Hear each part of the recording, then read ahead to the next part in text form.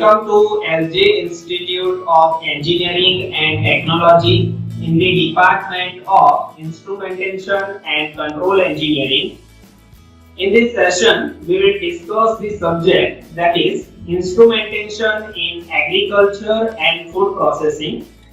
I am your instructor, Jayesh Prajapati. In this session, we will discuss the unit number 2, that is soil science and sensor. So that is a chapter number 2 of this subject. In last session, we will discuss the unit number 1, that is an introduction. So in this session, we will discuss the unit number 2, that is soil science and sensors. So in this chapter, we will discuss the content that is an introduction. First of all, we will discuss the basics of soil science, okay, that is an introduction portion. Then we will discuss the engineering properties of soils like pH, conductivity, resistivity, temperature, soil moistures and salinity. So that is different properties of soils that we have to study in this session. Then we have also discussed the method of soil analysis, how to analyze the soil. So that we will also discuss in this chapter. And then we will discuss the instrumentation for environmental conditioning of seed germination and growth. So that is the content that we have to study in this session, in this chapter. Okay, so let us start the basics introduction to this subject. First of all, as per the name of this chapter, we will identify what is a soil. Okay, we already know that different kind of soils are available. So let us see how it can be defined. The soil, the collection of natural bodies occurring a part of Earth's surface that is capable of supporting plant growth and that has property of resulting from the integrated effect of climatic and living organism acting upon a parent material as a conditional by topography over a period of time, that is known as a soil. So that is a definition for soil. If we have to define the soil, then soil having a different kind of properties and characteristics. So that's why we can define in this way soil. So if we see the figure of soil, then it's look like this. In this figure, you can see that is a soil. Then composition of soil. So if we have to composite a soil in different parts, then it can be like this: mineral 45%, air 25%, and water 25%. Okay, so out of the 100, you can see air 25%, water 25%, and mineral 45%, and only 5% that is the organic matter. In this 5%, organism 10%, roots 10%, and 100% that is humus. Okay, so that is a different percentage criteria of soil you can see. And then in this we can also see in this graph manner also, PI graph manner. So soil having a different composition.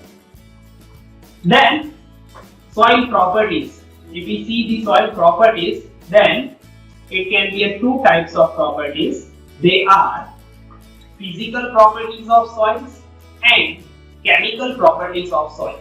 So that are the different properties of soils that we have to discuss in this session.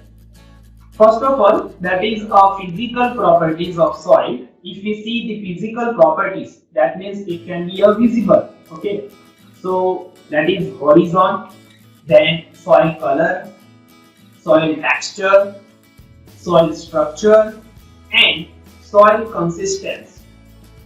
So in this figure, you can see that is physical properties is shown by this different layers. Here that is last, that is R horizon, then C horizon, and then different layers of this soil that is shown in this figure. You can see horizon, So that is physical properties of the soil.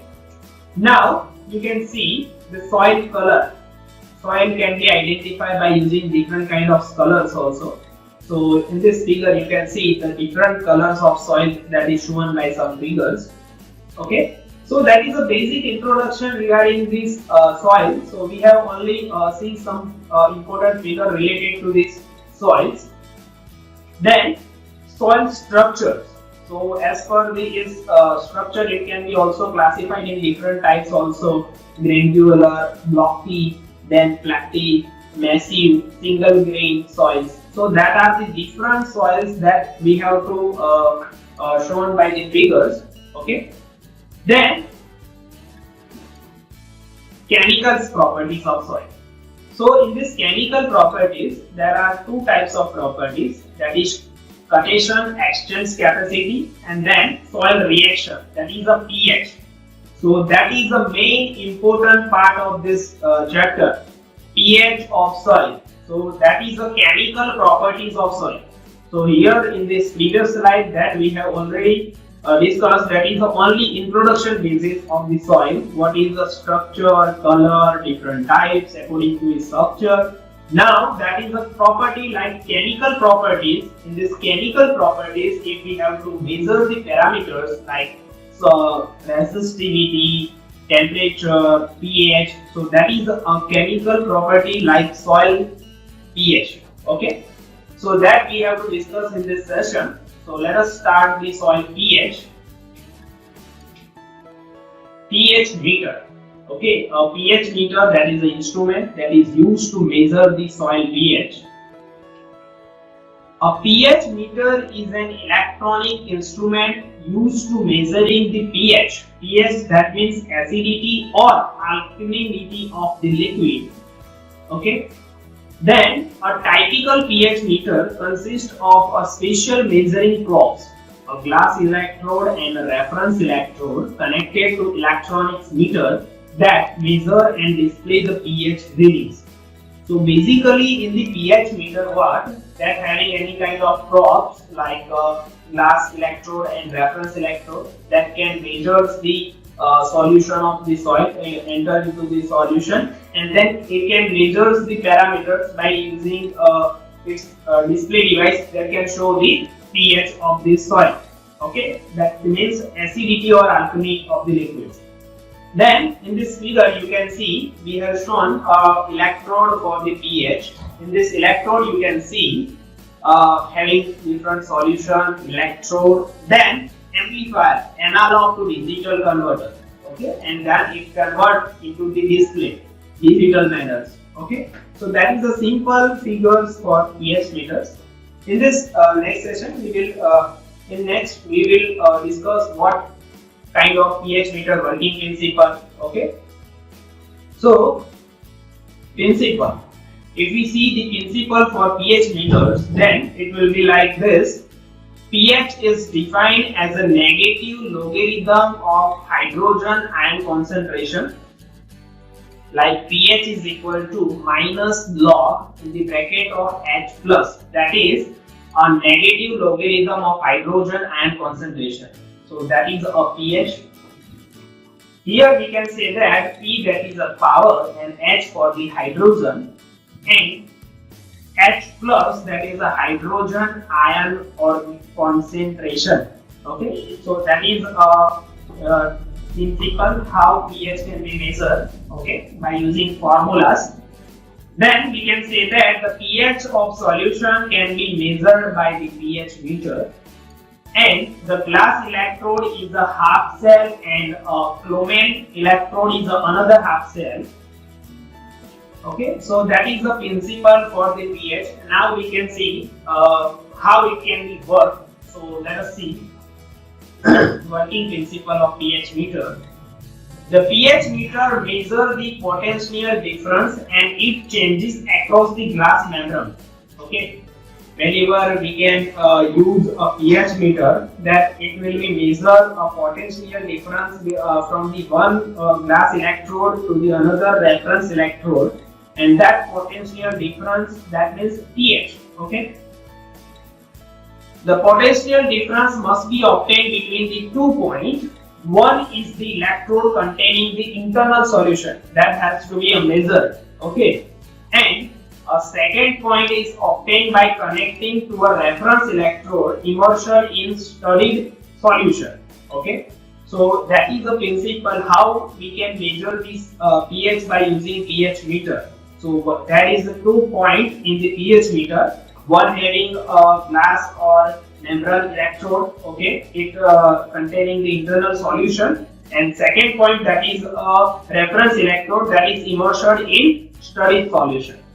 Then often this reference electrode is built in a glass electrode, a combination of electrode in concentric double barrel body of device.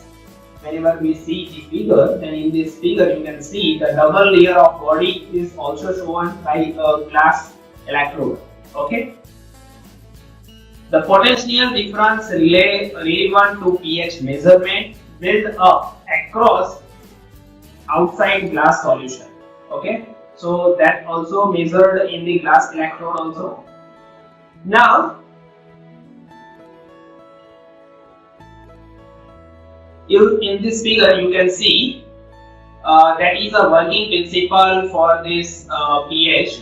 In this figure you can see that is a pH electrode, 2 pH electrode, one that is a glass electrode and another one that is a reference electrode.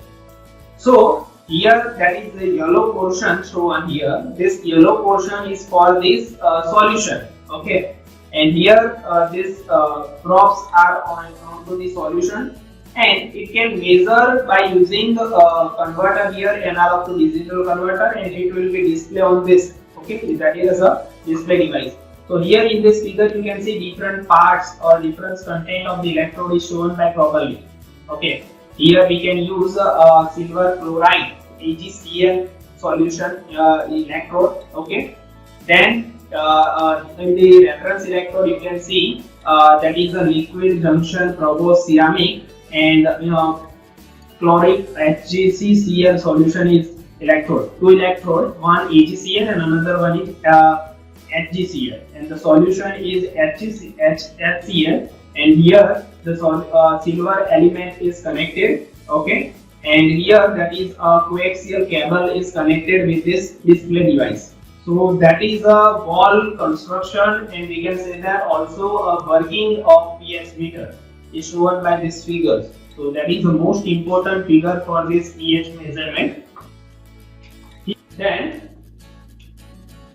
if we see the working of pH meter in the proper manner, then in this figure that will be identify how pH meter exactly work. So here that is a solution that has been measured. So here we can use one glass electrode and another one that is a reference electrode. This 2 electrode is directly connected to the amplifier. So here high input impedance amplifier. So it will be convert analog parameters into the digital parameters by using sensitivity calibration, and it will be displayed on this display device. Okay, so here that is a wall working of pH meter is shown by the simple figures also.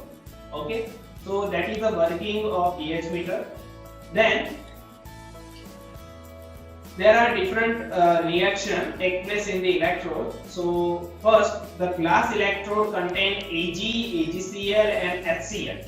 So it will be like this: Ag plus electron. It will whenever the reaction will be take place. Then if AgCl, then it will be differentiated in 2 parts like Ag plus and Cl minus, one positive and another negative. And if HCl, then HCl having H plus and C minus. So there are different chemical reactions that will be done in this glass electrode. Then all about 3 equilibrium reactions are balanced. Okay, you can see there is a balance. Then the glass electrode H plus is generated. So H plus, that is our pH. Okay, so H plus is generated. Then the chlomel electrode contain Hg, Hg2, Cl2 and KCl. There are different content. Then you can see Hg having Hg plus and electron minus. and Hg2Cl2 having 2Hg plus 2Cl minus, and KCl having KCl is equal to K plus and Cl minus. So in this reaction you can see the above equilibriums are balanced in the canopol electrode, but the H plus is not generated. Okay, here in this you can see H plus is not generated, but in the glass electrode H plus is generated. So from this glass electrode we can measure the pH. So there are the different reactions that can be done on the pH meters. Okay, so in this way the pH meter can measure the pH of the soil. So that we have studied in this session. Okay, the next properties of the soil that we will discuss in our next session, like resistivity, solidity. So that different properties that we will discuss on our next session. Okay, thank you.